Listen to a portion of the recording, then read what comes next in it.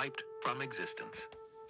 Our story begins in the foothills of a long-forgotten region of the Appalachian Mountains, a place whispered about by old-timers and ignored by everyone else.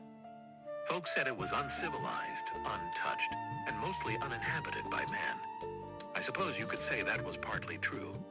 But the truth buried beneath those hills is older than memory, older than the stories we tell around campfires.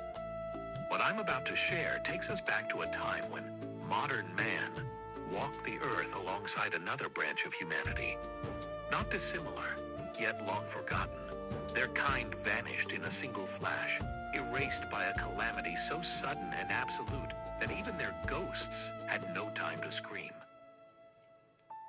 12,000 years ago, in the valley of a great river, there was a land of beauty and prosperity. A magnificent city rose there, encircling a lone mountain that stood like a sentinel in the valley, dwarfed by the towering ranges on either side. Atop that solitary peak stood a palace of breathtaking splendor. White stone, gold-lined terraces, banners that shimmered in the wind like living flame. This was the seat of King Aldo, ruler of the valley, heir to a line that had governed for centuries. He lived there with his advisors, his stewards, and the commanders of his armies. The throne had passed to him only recently, though not by the cleanest of means. One night, one of the king's astronomers noticed something strange in the heavens. A star that had never been there before. Night after night he watched it, and each night it grew brighter, sharper, more insistent. He consulted his fellow astronomers, and together they agreed. This was no ordinary sign. A council must be called. A messenger was sent racing through the palace corridors to summon the king's seer.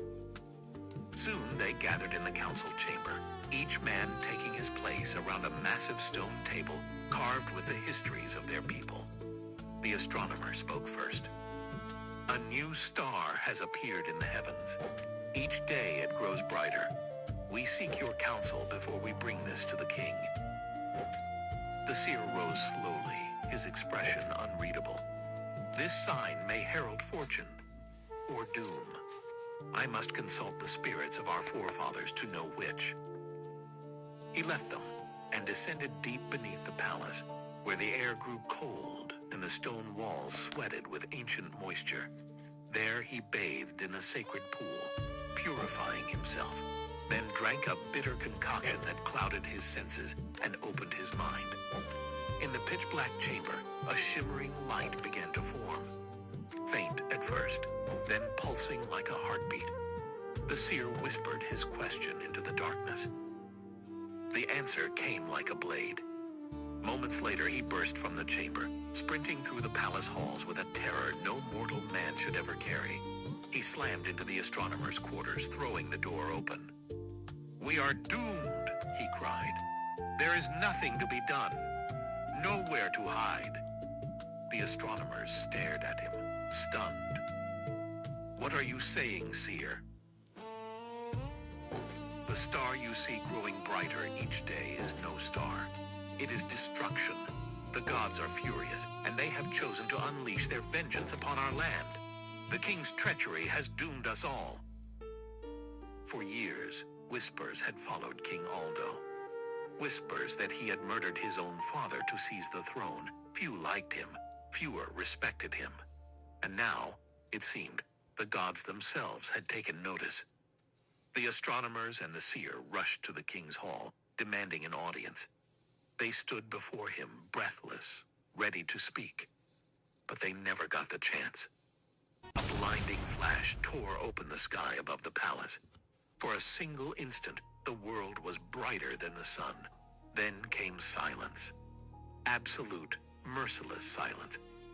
As the entire city was erased, not burned, not shattered, erased, not a soul survived. A massive meteor, having drifted through the void for millions of years, had finally found its mark. It exploded with a force beyond comprehension. The shock melted glacial ice, unleashing floods that swallowed continents. Walls of water crashed down hundreds of miles away, carving out the Carolina Bays. And the people of that valley, their city, their palace, their history, vanished without leaving so much as a shard of pottery behind. Today, as we rush through our busy lives, we are no different from those long-lost people. We believe tomorrow is guaranteed. We believe the world owes us another sunrise. But the truth is simple and terrifying. Everything we know could disappear in an instant, never to be remembered. So enjoy life. Love your family. Don't waste your days on things that don't matter. Tomorrow is a promise no one can make. The end.